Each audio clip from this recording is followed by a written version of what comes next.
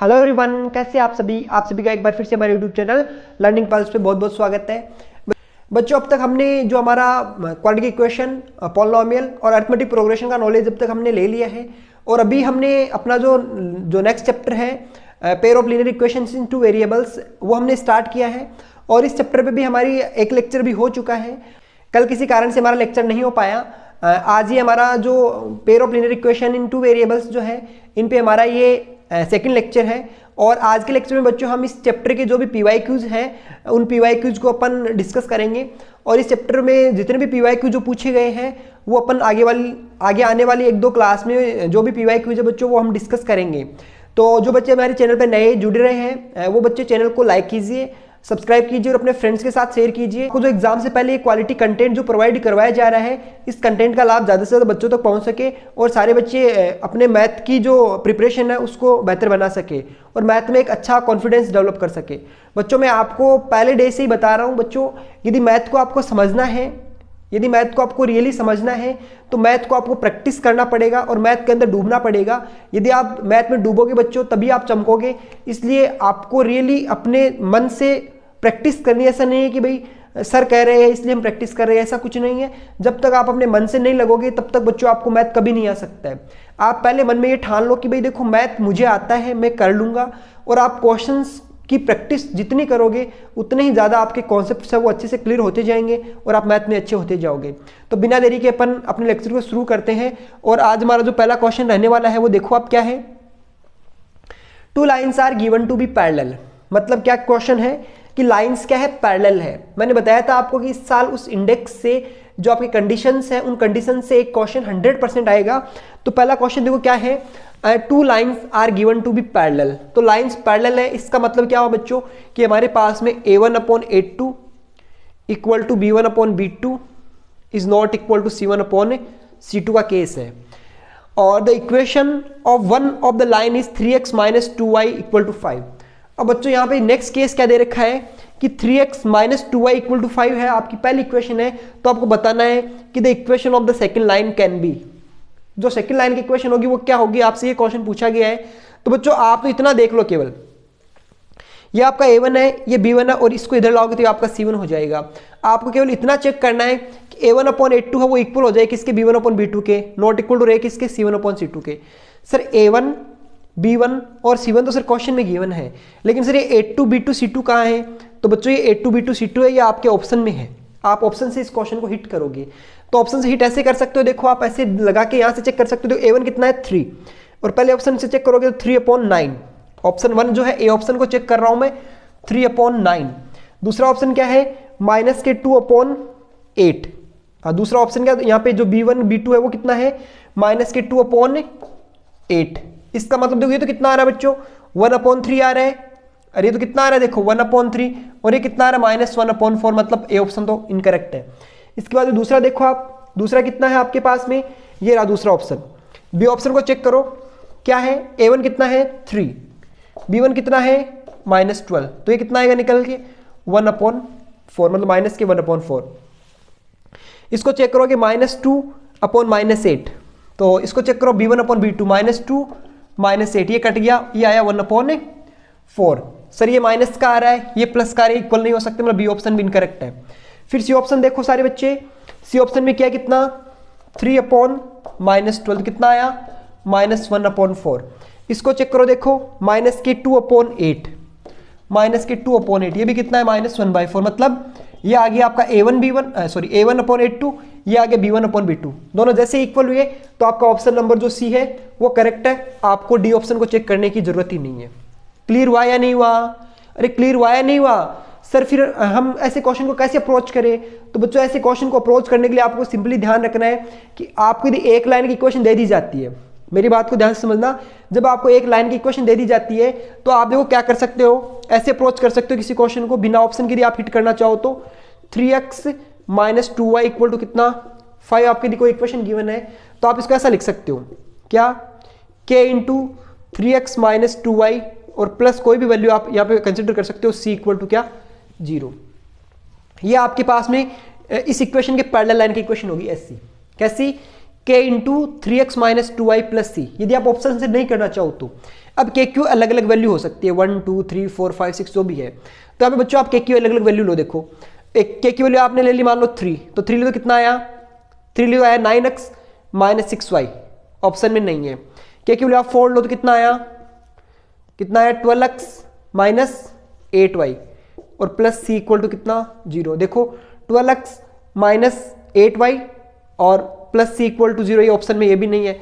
आप के Q value एक बार लो -4, तो जैसे -4 ले तो कितना आया -12x प्लस 8y और प्लस सी इक्वल टू कितना 0।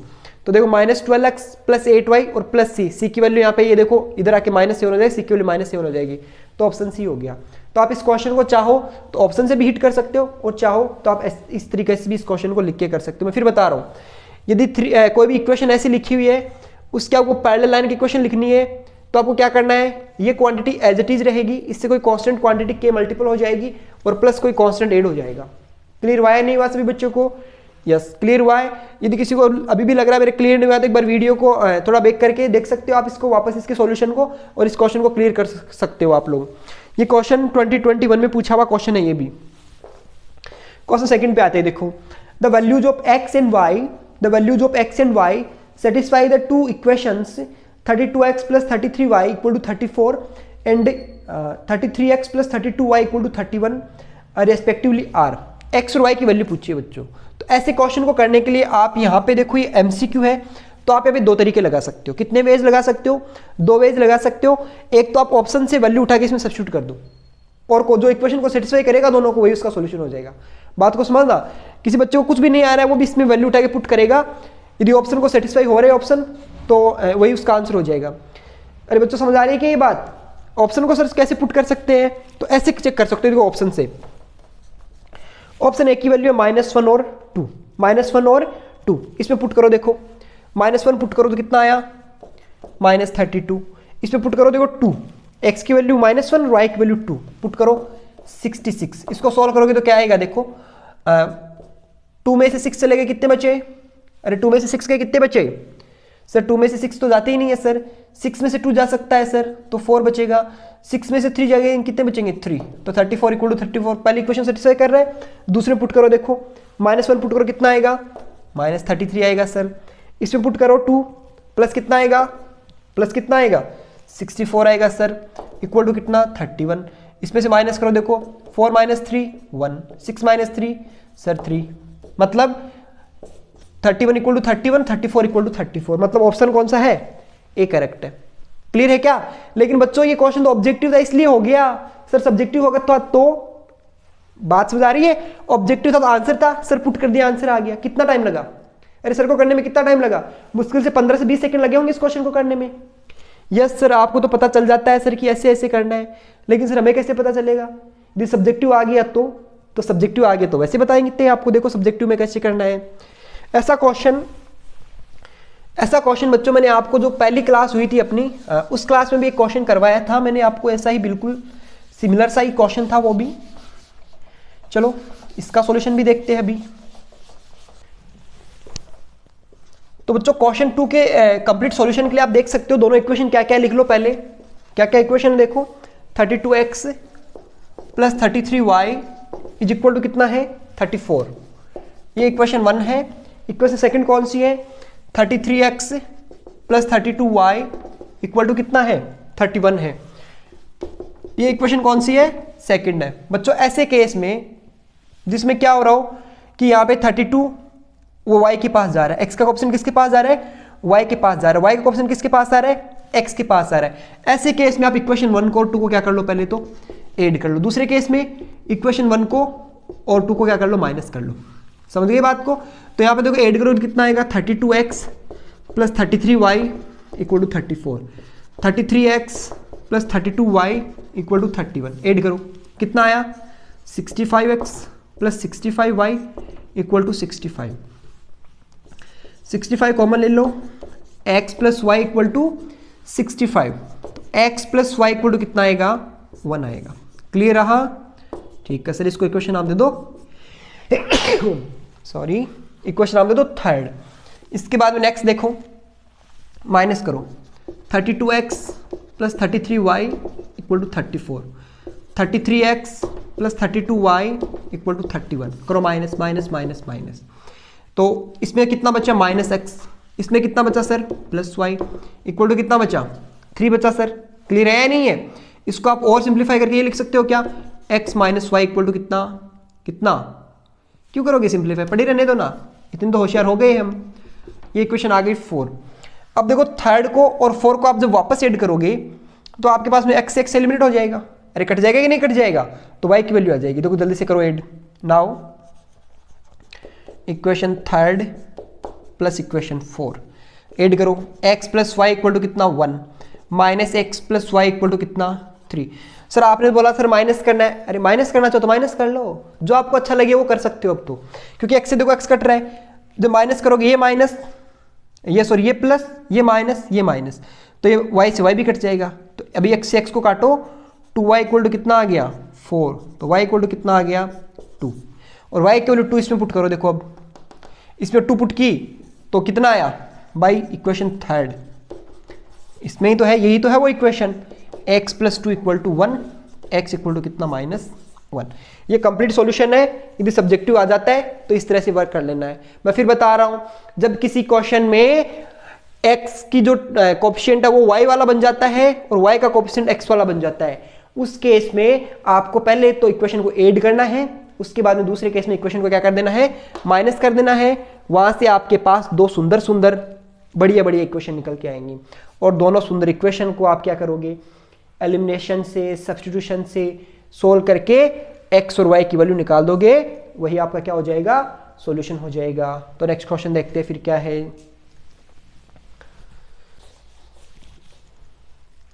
तो क्वेश्चन नंबर थर्ड देखते हैं। देखो तो क्वेश्चन नंबर थर्ड क्या है, 2x plus 3y minus 5 equal to 0 ही कर लेते हैं लो, and px minus 6y minus 8 equal to 0 if the pair of equations has a unique solution.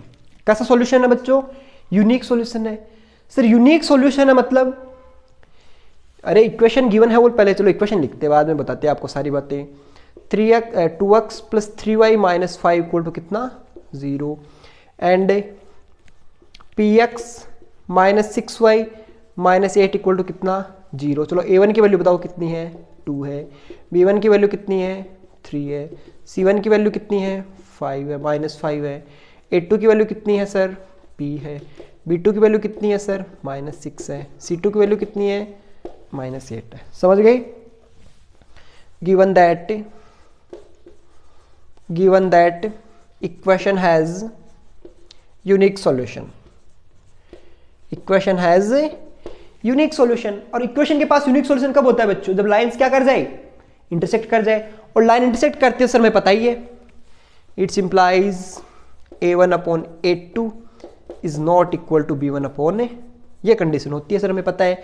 a1 की वैल्यू कितनी है, 2 upon p is not equal to b1 की value कितनी है, 3 अपॉन माइनस 6। इसको जब आप सोल्व करना चाहोगे तो कितना आएगा, देखो इस p को इधर भेज दोगे, इस 6 को उधर भेज दोगे तो कितना आएगा, -12 is not equal to 3p। इस 3 का डिवाइड करोगे तो यहाँ पे आएगा -4 is not equal to p। समझा नहीं समझे, it's implies p is not equal to -4। बच्चों यही क्वेश्चन ऑब्जेक्टिव आता है आपके सामने, तो इसी क्वेश्चन का answer p is not equal to -4 आपके ऑप्शन में नहीं मिलेगा, आपको कुछ ऐसा मिलेगा, all real values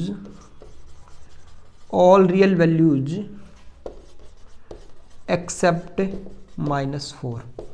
मतलब -4 को छोड़ के p की कोई भी वैल्यू होगी वो चलेगी। आपके पास p की जो वैल्यू है -4 को छोड़ के अगर कोई भी वैल्यू और वैल्यू हुई तो वो आपकी जो p की वैल्यू होगी वो चलेगी, इसलिए जो p है वो -4 नहीं होगा, और कुछ भी हो सकता है चलेगा। तो क्वेश्चन थर्ड भी हो गया।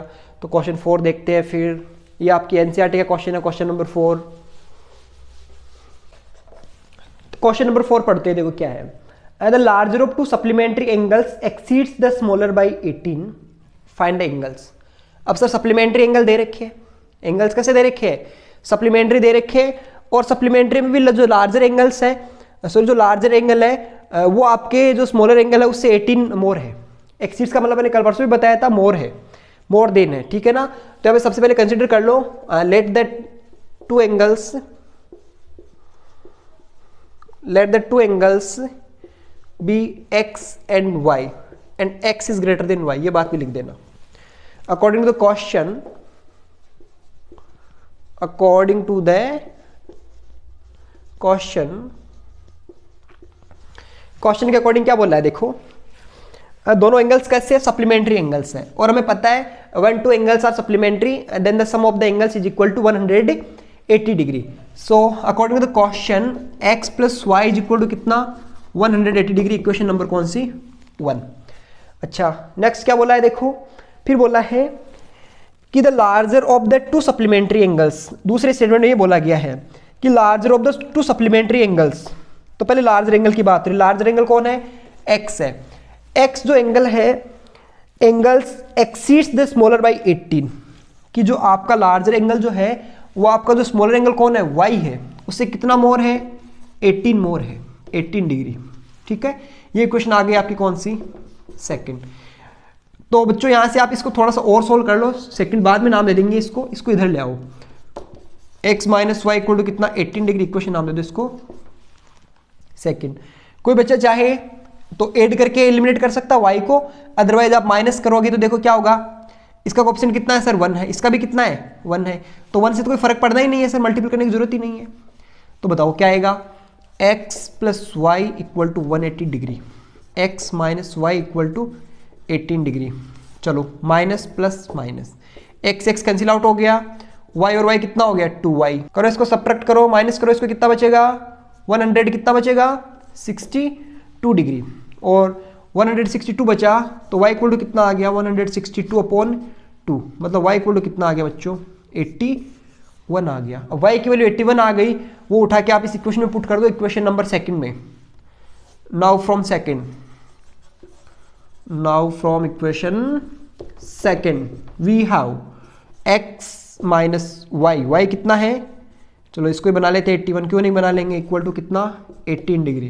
तो x इक्वल टू कितना 18 degree plus 81, x equal to कितना आया 99 डिग्री आ गया.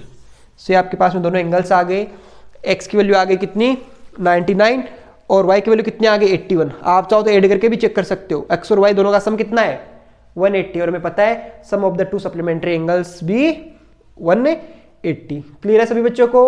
यस सर क्लियर है. तो क्लियर है, तो फिर नेक्स्ट क्वेश्चन को देखते हैं. तो नेक्स्ट क्वेश्चन हमारे पास में क्या है, देखो आप ध्यान से, find the value of x and y in the following rectangle. अपन को क्या करना है, इस रेक्टेंगल को देखकर अपन को क्या बतानी है, x और y की वैल्यू बतानी है. बहुत सिंपल क्वेश्चन है जो आपका 2018 का पूछा हुआ क्वेश्चन है. इस क्वेश्चन को आप देख सकते हो भाई, हमें एक बात बहुत बचपन से पता है कि the opposite sides of rectangles are equal. Opposite sides of rectangle are equal. उसी थ्योरी का अपन यूज करके इस क्वेश्चन नंबर 5 को जो सीबीएसई में पूछा हुआ है इसको बहुत इजीली सोल्व कर सकते हैं. देखना हमारे पास में जो पहली इक्वेशन क्या बनेगी, देखो 3x plus y equal to कितना 7, इक्वेशन नंबर 1. इसके बाद में दूसरी इक्वेशन क्या बनेगी, x plus 3y equal to कितना 13. कैसे सर, देखो बच्चों ये साइड इसके इक्वल है और ये साइड इसके इक्वल है, तो अपोजिट साइड्स को हमने क्या कर लिया है, इक्वल कर लिया है. ये क्वेश्चन आ गई कौन सी second. Since the opposite sides of rectangles are equal, ये स्टेटमेंट यहाँ पे डाल दोगे. इसके बाद में सर आपने सिखाया था कि एलिमिनेट कर सकते हैं हम ऐसी इक्वेशन को. एलिमिनेट करने के लिए सर आपने एक बात बोली थी कि सर पहली इक्वेशन में जो x का कोएफिशिएंट होता है उसको, और दूसरी इक्वेशन में जो x का कोएफिशिएंट होता है उसको 1 है ना, x का कोएफिशिएंट यहाँ पे कुछ नहीं है, तो दूसरी को तो आप पहले से मल्टीपल करोगे, पहले को दूसरे से मल्टीपल करोगे, तो पहले इक्वेशन को तो 1 से मल्टीपल करना कोई फर्क नहीं पड़ेगा. फिर आप माइनस कर दोगे किसको, सेकंड को किससे मल्टीपल करके 3 से, और क्या आएगा आपके पास में, आप लिख देना बच्चों बढ़िया से कि on multiplying with 1 of equation 1 and multiplying with 3 of equation second and subtracted equation second from first we have, ऐसा लिख देना आप. इसके बाद में आपके पास क्या आएगा, देखो ध्यान से, वी गेट लिख देना बढ़िया से क्या है. और अब आप क्या करोगे, देखो 3x plus y equal to 7, कोई फर्क नहीं पड़ा. दूसरी इक्वेशन को देखो 3 से मल्टीप्लाई कितना आया, 3x plus 9y equal to 39 आया. करो minus minus minus minus, 3x से 3x कैंसिल आउट, कितना -8y इक्वल टू कितना -13. 32, तो y इक्वल टू कितना आ गया बच्चों, 4 आ गया। y इक्वल टू 4 आ गया तो y की वैल्यू आप किस इक्वेशन में पुट कर दो, 1 में। Now from equation 1 we have, देखो देखे 3x प्लस 4 इक्वल टू कितना 7 और 3x इक्वल टू कितना 3, it's implies x equal to कितना x इक्वल टू आ गया 1, तो x की वैल्यू 1 आ गई और y की वैल्यू कितनी आ गई 4 आ गई। यही क्वेश्चन पूछा था देखो, और क्वेश्चन को आप चेक भी कर सकते हो, देखो 3y 4 इंटू 3 12 प्लस 1 13, सर सही आ रहा है। 3 इंटू 1 3 प्लस 4 कितना 7 सर आ रहा है, मतलब क्वेश्चन आपका करेक्ट है। तो नेक्स्ट क्वेश्चन देखते हैं फिर क्या है। बच्चों समझ तो आ रही है ना क्लास? बिल्कुल सर, जब से आप पढ़ाने लगे हो तब से समझ आ रहा है हमें तो। बहुत बढ़िया, बहुत अच्छा करोगे सारे बच्चे, ऐसे ही पढ़ते रहिए आप लोग। चलिए तो क्वेश्चन नेक्स्ट देखिए क्या है। ये क्वेश्चन आपकी वर्ड प्रॉब्लम है, और वर्ड प्रॉब्लम में ये वर्ड प्रॉब्लम आपकी फ्रैक्शन की वर्ड प्रॉब्लम है, मतलब नंबर की वर्ड प्रॉब्लम है बच्चों ये। और ऐसी प्रॉब्लम बच्चों हम बहुत इजीली सोल्व कर सकते हैं। जैसे ही फ्रैक्शन वर्ड आपको दिखे तो बाकी क्वेश्चन बाद में पढ़ना, पहले लिख लेना। Let the fraction be x upon y। फिर बोला है when 1 is subtracted from the numerator, अच्छा, a fraction becomes 1/3 when 1 is subtracted from the numerator। मतलब फ्रैक्शन के न्यूमरेटर में से आप 1 को सब्ट्रैक्ट कर देते हो, देन जो रिजल्ट निकल के आएगा वो क्या होगा 1/3 होगा। बात समझ आ रही है? सो 1 is subtracted from the numerator, then the fraction will becomes 1/3 and the fraction becomes 1/4 when 8 is added to its denominator, find the fraction। तो वही बात according to the question, ये तो हमारा रटा है सब से। according to the question, कई बच्चे ऐसे लिख के आते हैं according to the question ATQ, वो ATQ नहीं लिखना है एग्जाम में ATQ, वरना एग्जामिनर कर देगा ATQ आपका। अकॉर्डिंग टू द क्वेश्चन, और क्वेश्चन में पहले स्टेटमेंट में क्या बोला है, one is subtracted from the numerator, तो न्यूमरेटर से x माइनस 1, न्यूमरेटर से सब्ट्रैक्ट करो x माइनस 1 अपॉन में कितना y इक्वल टू कितना 1/3 and 8 is added to its denominator. इसको थोड़ा सा और सोल्व कर लो, इसको सोल्व करोगे तो y इधर आएगा 3 इधर आएगा, तो 3x minus 3 equal to y, y को इधर लाओ 3x minus y equal to 3, equation number 1। And also और क्या आएगा देखो 8 is added to the denominator, तो x upon y plus 8 equal to 1/4, 4 इधर आएगा 4x y प्लस 8, इसको और क्या लिख सकते हो 4x minus y equal to equation कौन सी सेकंड आ गई। बच्चों आप चाहो अभी तो आप देखो x को एलिमिनेट करने के लिए इसको 4 से मल्टीप्लाई कर दो, इसको 3 से मल्टीप्लाई कर दो, आपका आंसर आएगा। लेकिन सर यहाँ तो देखो इस y का कोएफिशिएंट भी कितना है -1, इसका भी कितना है -1, दोनों इक्वेशन को माइनस करने से सीधा भी काम हो रहा है, सीधा भी काम हो रहा है। जिन बच्चों के दिमाग में सीधा चमकता है, तो ऐसा नहीं है कि सर ने कहा था कि हम x को एलिमिनेट कर सकते हो तो x को ही करोगे, आप y को भी कर सकते हो। मैंने केवल ये बात इसलिए बोली है क्योंकि कई बार होता क्या है बच्चे गलती कर देते हैं, इसलिए हमें करना क्या है x को एलिमिनेट यदि आपको करना सीख गए, आपको y एलिमिनेट नहीं करना आ रहा, तो आप x के एलिमिनेशन वाले प्रोसीजर लगाओ, आपका आंसर आ जाएगा। अभी मैं यहाँ पे जो सेकंड मेथड में ये बता रहा हूँ बेटा, आप y को भी एलिमिनेट कर सकते हो, y को भी आप एलिमिनेट कर सकते हो, और जब y को एलिमिनेट जब आप करोगे तो आपके पास में आंसर वही निकल के आएगा। बात क्लियर हो रही है कि नहीं हो रही बच्चों? तो यहाँ से y को एलिमिनेट करोगे तो देखो इस इक्वेशन में से इसको माइनस ही करना पड़ेगा और आपके पास y अपने आप एलिमिनेट हो जाएगा। करूँ क्या माइनस, या फिर इसको 4 से मल्टीप्लाई करूँ, इसको 3 से मल्टीप्लाई करूँ? आप वो मेथड यूज कर लेना, इसको 4 से मल्टीप्लाई करना, इसको 3 से मल्टीप्लाई करना, और वहां से निकाल के मुझे बताना क्या आता है। देखिए मैं इसको माइनस कर रहा हूँ, देखो सॉरी, ऑन सब्ट्रैक्टिंग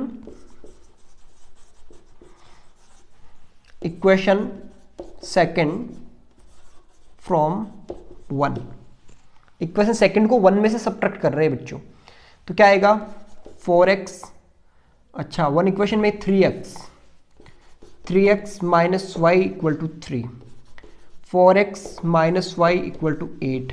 तो क्या होगा, माइनस प्लस माइनस, 3x से 3x कैंसिल आउट, सॉरी ये कैसे कैंसिल आउट हो गया सर, ऐसे कैसे सर, हम तो बार बार यही कर रहे थे इसलिए ऐसा ही कर दिया सर। नहीं नहीं नहीं नहीं, y से y, यहाँ बचेगा minus x equal to minus 5, minus से माइनस भी कैंसिल, x इक्वल टू कितना आ गया 5। अब ये 5 जो है उठा के किस में पुट कर दो, फर्स्ट में कर सकते हो और सेकंड में भी कर सकते हो। सो अपन किस में पुट करें बच्चों, x की वैल्यू किस में पुट करें, आप कहोगे उसी में पुट कर देंगे, इसमें कर दे क्या या फिर इसमें करें। नाउ फ्रॉम 1, बच्चा बोल रहा है सर 1 में ही कर देते, तो लो 3 into 5 minus y equal to कितना 3, ये y इधर आएगा, 15 माइनस 3 इक्वल टू कितना y, y इक्वल टू कितना 12, y इक्वल टू कितना 12। और ये क्वेश्चन आपका 2020 में पूछा हुआ है। ये क्वेश्चन मुझे से फील आ रहा है कि ये क्वेश्चन ऐसा एनसीईआरटी में ही है, ये क्वेश्चन ऐसा सही। चलो देख लेना आप, एनसीईआरटी में है तो x की वैल्यू आ गई 5 और y की वैल्यू कितनी आ गई 12। बच्चे क्वेश्चन कंप्लीट नहीं हुआ अभी, कई बच्चे इसको x और y की वैल्यू निकालना कंप्लीट समझ लेते हैं, ऐसा नहीं है। फ्रैक्शन भी x upon y, so fraction will be, so fraction x upon y equal to 5 upon 12, hence the fraction will be 5 upon 12। ये आपका कंप्लीट क्वेश्चन अभी सोल्व हुआ है। इसके बाद में अपन नेक्स्ट क्वेश्चन पे आते हैं। क्लियर हुआ है नहीं हुआ बच्चों सभी को, न्यूमरेटर में से सब्ट्रैक्ट करो और डिनोमिनेटर में क्या कर दो, ऐड कर दो। ऐसे क्वेश्चन में बच्चों आप बहुत ही आराम से क्वेश्चन को समझ के ऐड करके माइनस करके ऐसी प्रोसीजर लगा के इसका आंसर निकाल सकते हो। क्वेश्चन नंबर 7 देखो सारे, यस सर मजा आ रहा है सभी को, यस सर मजा तो आ रहा है, क्यों नहीं आएगा बच्चों, आपके लिए हो रहा है सारा का सारा काम, ये बस आप लोग पढ़ाई करो, आपके मार्क्स अच्छे आए तो आप लोग पढ़ोगे उतना ही बढ़िया है। चलो, for what value of k does the system of linear equations 2x plus 3y equal to 7, k minus 1x plus k plus 2y is equal to 3k have an infinite many solutions। Sir वही बात, index का question है, किसका question है, उसी condition वाले index का question है। और कंडीशन वाली इंडेक्स जो है सर वो तो हमारे अब ऐसे जुबान पे याद हो गई, हम उसको तो है ना अंधेरे में कोई हमारी मम्मी पापा से खड़ा करके ऐसे झकझोर देना उठ के कि बेटा बताओ इनफाइनाइट मैनी सॉल्यूशंस कब होते हैं, तो नींद में ही बच्चा बड़बड़ाना चाहिए। इनफाइनाइट मैनी सॉल्यूशंस कब होते हैं sir, a1/a2 equal to b1/b2 equal to c1/c2। Mummy कहे बेटा शाबाश वापस हो जा, बस ऐसे याद होना चाहिए। तो for what value of k does the system of linear equations, so given equation लिख लो पहले, तो क्या क्या है गिवन इक्वेशंस, क्या क्या है 2x plus 3y, 7 को इधर ले आऊंगा, 7 equal to 0, k minus 1 x plus k plus 2 y equal to से ये इधर ले आऊं माइनस 3k इक्वल टू कितना 0। ये इक्वेशन 1 है, ये इक्वेशन 2 है। कंपेयर कर लेना, कंपेयर करोगे तो a1 इक्वल टू कितना आएगा 2, b1 कितना आएगा 3, c1 कितना आएगा -7। आ रहा है या नहीं आ रहा है, आ रहा है सर। a2 कितना आएगा k माइनस 1, b2 कितना आएगा k प्लस 2, c2 कितना आएगा -3k। given that a system of linear equation have infinite many solutions, how much solutions, infinite many solutions, और किसी सिस्टम के पास इनफाइनाइट मैनी सॉल्यूशंस होते हैं, it's implies a1/a2 equal to b1/b2 equal to c1/c2। a1 कितना है 2 है sir upon k minus 1, b1 कितना है 3 अपॉन k प्लस 2, c1 कितना है माइनस के 7 अपॉन माइनस के 3k। इससे हो गया कैंसिल आउट, एक बार इसको इसके इक्वल कर लेना, एक बार इसको इसके इक्वल कर लेना। सो पहले दोनों स्टेप को इक्वल करो, देख क्या आएगा 2 upon k minus 1 equal to 3 upon k plus 2। Cross multiple कर लो, करोगे तो कितना आएगा 2k plus 4 equal to 3k minus से 3। इस 2k को उधर भेज दो, इधर तो k बचा, तो k इक्वल टू कितना आ गया यहाँ से 7 आ गया। आया या नहीं आया, यस सर आया। तो बेटा इसको भी सोल्व करके चेक करो, एक बार करो, देखिए क्या आता है। इसको जब सोल्व करोगे तो कितना आएगा, 3/k+2 इक्वल टू कितना, 7/3k मल्टीप्लाई कितना आएगा, 9k इक्वल टू कितना, 7k+14। सर इसको इधर लाया कितना आया, 2k इक्वल टू कितना, 14। तो k इक्वल टू फिर से कितना आया, 7। मतलब k की दोनों केस में वैल्यू कितनी आ रही है, 7 आ रही है। बच्चों यहाँ क्लियर हुआ कि k की वैल्यू कितनी आई, 7 आई। लेकिन एक बढ़िया बात मैं आपको यहाँ पे बताना चाहूँगा बच्चों, यहाँ पे k की वैल्यू 7 आई और यहाँ पे इसको मान लो सोल्व करने पे k की वैल्यू आ गई 5। k की वैल्यू कितनी आ गई, 5 आ गई। तो ऐसे केस में आपके पास में उस k की वैल्यू को आप नहीं मानोगे। k की वैल्यू जो आनी चाहिए वो क्या आनी चाहिए, कॉमन वैल्यू आनी चाहिए। यदि कॉमन वैल्यू नहीं आ रही है इसका मतलब क्वेश्चन में कुछ ना कुछ तो गड़बड़ है और आप उसकी वैल्यू को आप डिफाइन नहीं कर पाओगे। समझ आ रही है क्या। अब आप चाहो तो इसको और इसको इक्वल करोगे तो भी आपकी k की वैल्यू 7 ही आएगी। तो यहाँ पे k इक्वल टू कितना आ गया है, 7 आ गया है। ये बात भी आप ध्यान रखोगे। तो इसके बाद में क्वेश्चन नेक्स्ट देखो क्या है। तो हाँ, ये हमारे पास में नेक्स्ट क्वेश्चन है हमारा। और क्वेश्चन देखो किस तरह से फ्रेम किया हुआ है कि taxi charges in city consist of a fix charges and the remaining charges depend upon the distance traveled for a journey of 10 km. The charges paid is Rs 75. For a journey of 15 km, the charges paid is 110.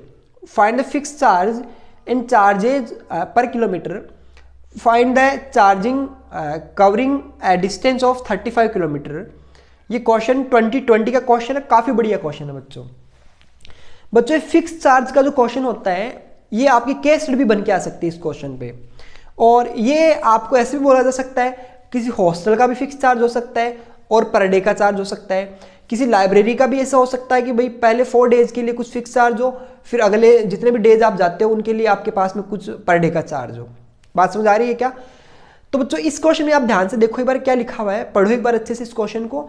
और पढ़ने के बाद में खुद से एक बार try कर सकते हो। इस क्वेश्चन को आप देख सकते हो, अपने वीडियो को पॉज करके इस क्वेश्चन को आप खुद ट्राई कर सकते हो एक बार, यदि आपको आ रहा है तो। और नहीं आ रहा तो फिर वीडियो को कंटिन्यू करके आप इस क्वेश्चन को देख सकते हो, इसके सॉल्यूशन को, कि कैसे इसका सॉल्यूशन करना है।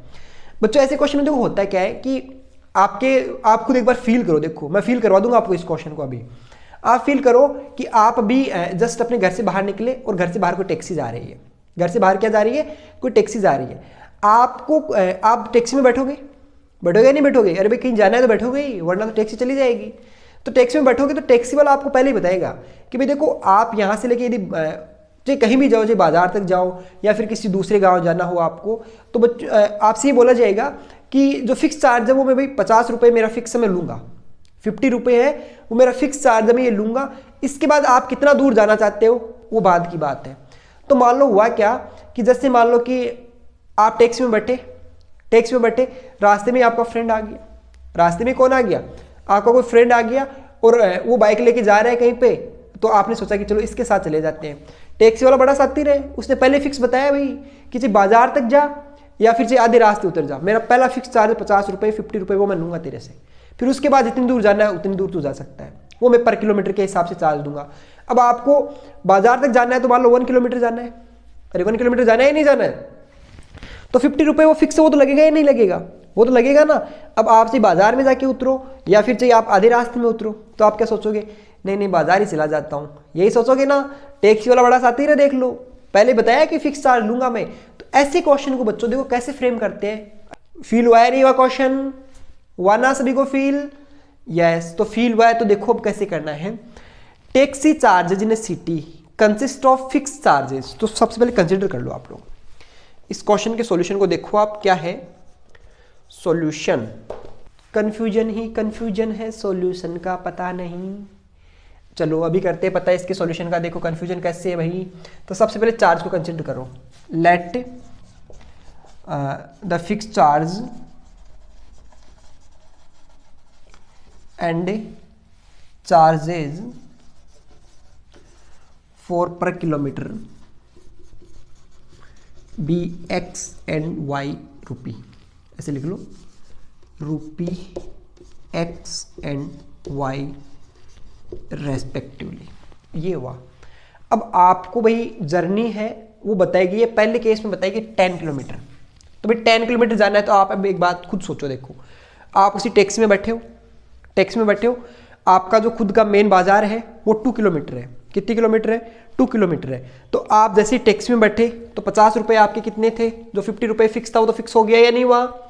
50 फिक्स था सर, वो तो फिक्स हो गया। अब आपका जो मार्केट है वो 2 किलोमीटर डिस्टेंस पे है, तो बच्चों आपसे वो पर किलोमीटर के चार्ज मान लो 10 रुपये ले रहा है, तो 10 रुपये इंटू कितना? 2 किलोमीटर का, दोनों को ऐड करके तो टोटल चार्ज आएगा कि नहीं आएगा?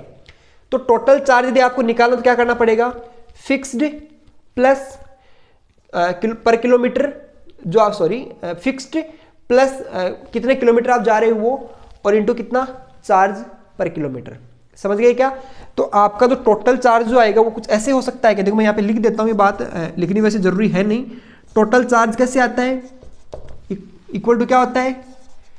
Fixed plus how much kilometre, how many kilometre, तो किलोमीटर इंटू क्या? Charge for per kilometre, charges for per kilometre, ये सीन है। तो बच्चों टोटल पहले for 10 kilometre distance, for 10 kilometre distance, ये देखो इसके लिए देखते केस 1 बना लेते हैं इसको, केस 1। इसके लिए आप देखोगे तो टोटल चार्ज कितना है? टोटल चार्ज कितना है? ध्यान से देखो कितना total charge, travelling journey 10 kilometre, the charge paid is Rs 75, तो 75 टोटल चार्ज है। कैसे लगेगा? फिक्स्ड, एक्स फिक्स्ड है। किलोमीटर कितना चले? 10 किलोमीटर, और चार्ज पर किलोमीटर कितना है सर? वाई है। तो ये आ गई इक्वेशन नंबर 1। इसको आप थोड़ा और बढ़िया लिखना चाहो तो ऐसे लिख सकते हो, x plus 10y equal to कितना? 75, इक्वेशन नंबर 1। के सेकंड देखो फिर, के सेकंड में क्या होगा बच्चों? For distance 15 kilometre. इसके लिए यदि आपको देखना है तो आप बताओ 15 किलोमीटर जाना है तो भाई फिक्स तो लगेगा ही लगेगा, प्लस किलोमीटर कितना है? 15, पर किलोमीटर का चार्ज कितना है? y, तो टोटल आ जाएगा। टोटल कितना है? 110 टोटल है, 110 टोटल है। दोनों इक्वेशन को सोल्व कर लो, इक्वेशन 1 और इक्वेशन सेकंड। माइनस कर दो क्या? देखो सर इसका ऑप्शन 1 है, इसका भी 1 माइनस कर दो सर।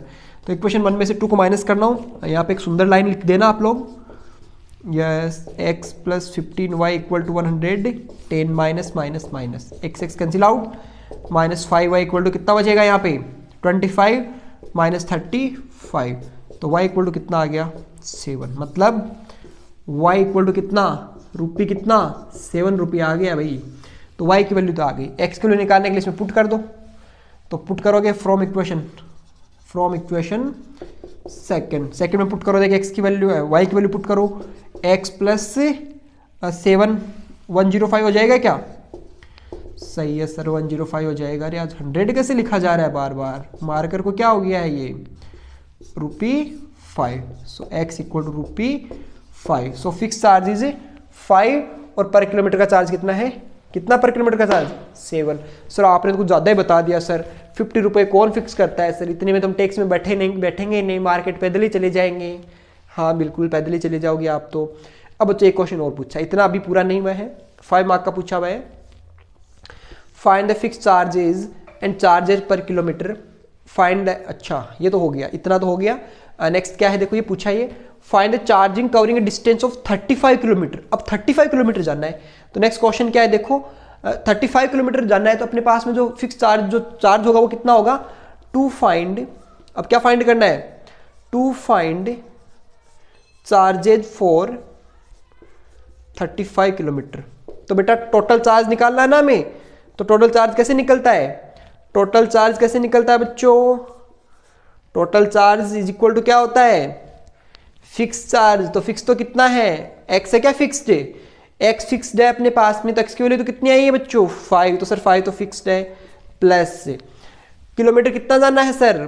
35, प्लस ये इंटू सर मल्टीपल करो किसको? यहाँ पे देखो चार्जेस फॉर पर किलोमीटर, और चार्जर फॉर पर किलोमीटर कितना आया है? 7। तो 5 प्लस 35 को 7 से मल्टीपल कितना आया? 35, 21, 24, तो कितने रुपए लगेंगे?